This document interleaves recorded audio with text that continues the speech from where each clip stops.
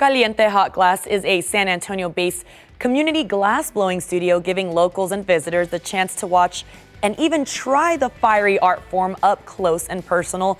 Justin Calderon is live there now, seeing firsthand how these dazzling works come to life. Justin, did you find a new job today? I think you did. Hey, yeah, Roma, I think I might. If this doesn't work out, I think I might have a gig over here at Caliente Hot Glass. It's such a art that they do over here, and I'm with Glenn. Glenn, good morning. We're hard at work.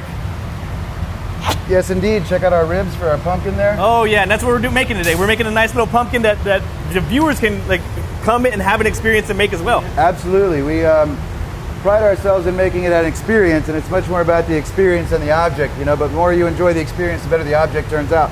So I'm going to heat just for a couple more seconds, and then I'm coming back. So step into the circle. I'm coming back so we can blow it out. And so you'll start in 4, 3, 2, 1. Go ahead and start blowing real gently. Let's see that. Yeah, looking good. Keep that coming just like that while I start to neck it in.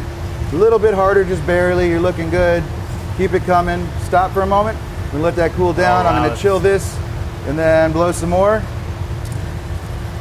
And stop there. Well done, sir. So now we want to cool this off and start heating up the bottom of it. So I use these shears to chill the neck so we can calm it down. Notice how much is dancing around. Oh, yeah. And then we're going to heat up the very end and make the base of the pumpkin. So I'm going to go in for about maybe 10 seconds and heat up the very tip, flatten it down. Ruth is already starting our stem over there. When we finish out, we want that stem to wrap around it. So let me take that hose from you, and I'm going to disconnect and go heat up the very bottom. And this is actually kind of the scary part, where I need to get the bottom hot enough to flatten it. But if I'm in there for about 3 or 4 seconds too long, the whole bottom will collapse. It's such an art form and just such attention to detail, and it forces you to be in the moment, right, Glenn? Yeah, one of my favorite things about it is everything else just goes away. You don't have space in your head to think about the rest of the world. So you're always just trying to stay connected to the moment. And to me, that's such a rare and beautiful thing in the modern age, And so now we're nice and hot. I'm going to come back and give it a little bit of pressure, and we'll flatten it out just a bit and just let it collapse slightly. And once we get a nice solid base on that, now we're ready to put the stem on. So now I invite you over to the Circle of Victory, and I'm going to meet you there. Circle of Victory, yes, I'm going to take a tiny flash just to keep it warm. We got to keep it warm the whole time, otherwise it'll get cold and shatter. And so now, speaking of colding and shattering, we're going to chill this neck a little bit. And as I chill it, I'm creating a brittle spot, a weak point. And once I feel like I've got enough of a weak point established, I put a tap into the pipe, and that tap makes a vibration, run all the way to that weak point, and then release it. Boom. So now we've got to get it in the ovens before the whole thing gets too cold and wants to shatter. And so Ruth shows up just in time. Ruth is literally coming in hot over here. With our stem, and then we'll attach it, and then we stretch it out. And we like to invite people to count to 5 with us, because we're going to run 5 circles in 1, 2, 3, 4, 5. And then now you'll notice this is a green stem, but it doesn't look green at all. And so we're waiting for it to cool off a little bit and turn green again. You can see that color subtly coming in right there. And as it turns back to green, we know it's starting to cool off a bit. And then I want to wait until it's soft, but not too soft, and rigid, but not too rigid, and we'll spiral it around like so to make the pumpkin stem. And then I'll turn it around and let you see it before I put it away.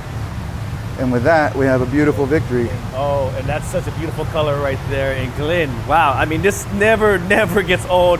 But I understand, folks can come over here and have this experience for themselves, especially during the fall and the holiday season as well. Absolutely. So every weekend we're running these, what we call experiences, and we're doing all of these, making them every weekend. People can come in, and then they color it, they blow it out like you did, and they're the ones controlling it. I like to call it a dance, because it's really about getting into the rhythm, and that's part of the thing that draws you into the moment, is just moving with it and trying to understand how it moves and how it wants to be turned.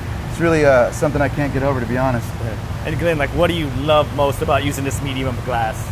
To me, it's part of that. One of the main things is how much it draws you into the moment, and everything else just has to fly out at the door. And then when you're here, everything else falls off, and you can really have this moment of understanding with the material. And instead of trying to force it and control it and make it do what you want, you're really trying to figure out how it wants to be treated and develop a relationship with it. If you know how to treat it, it wants to become all these beautiful things, and the elegance and grace just falls out of the thing if you treat it well, if you know how to treat it. Oh, that's so eloquently said. And if folks want to check out your classes and experience, where can they go? They can go to calientehotglass.com and check it out. You can book online. You can check all the schedules there. We also have a gallery we're very proud of that we've just opened recently. And so people are welcome just to come and sniff around, and I can tell them stories about my different pieces that I've made. I have a lot of stuff based on philosophy and mythology, and I like to expand on that kind of stuff. Well, Glenn, I appreciate your time. Thank you so much. Absolutely. And oh my gosh, thank you so much for sharing your craft with me. And it's so beautiful. And Roma, look at these beautiful pumpkins, and maybe I'll make one for you. Hey, Justin, I would greatly appreciate that. Those are so unique and beautiful. And Justin, it's very fitting because your Instagram name is Caliente. See what we did there?